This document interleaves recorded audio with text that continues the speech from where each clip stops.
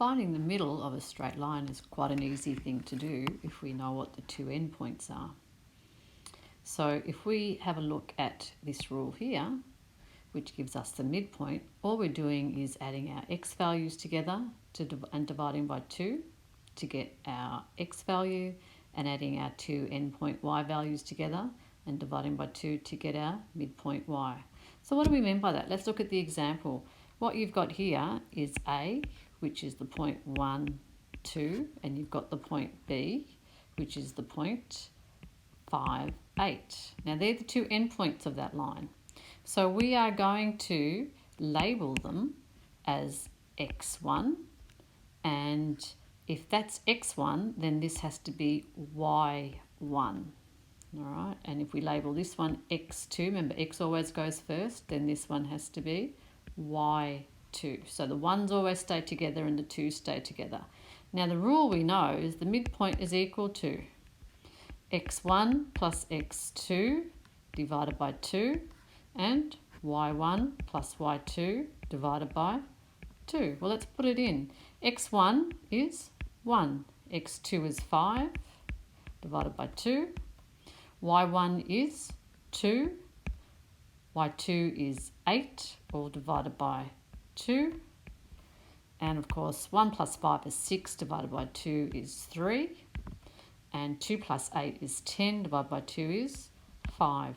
So the midpoint coordinate, if you like, between these two is there, and it is the point when x is equal to 3, y is equal to 5. Finding the distance between 2 points, what we really need to do here is use Pythagoras' theorem, where the hypotenuse, this is the hypotenuse if you're looking at the example, is the distance between your 2 points. So obviously what I need to know is the length of the two smaller sides.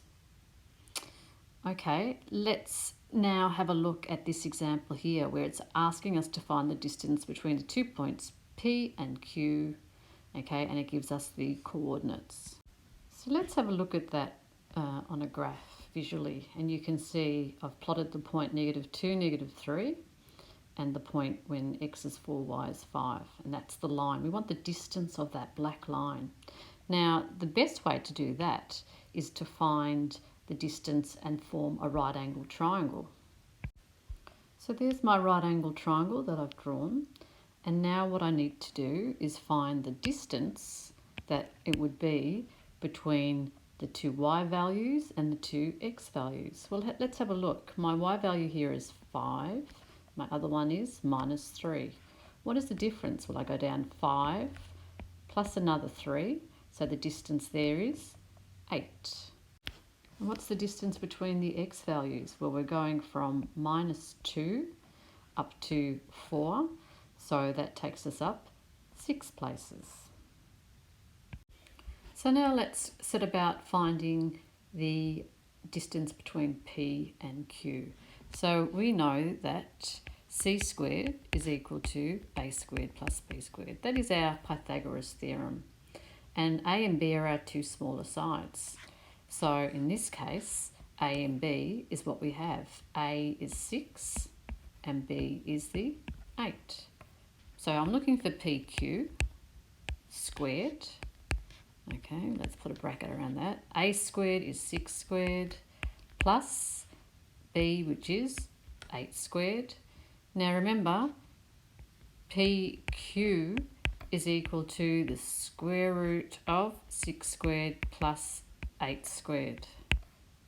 And we can put that all into our calculator now, which makes the square root of 36 plus 64, square root of 100, which is equal to 10. So the distance between P and Q is equal to 10.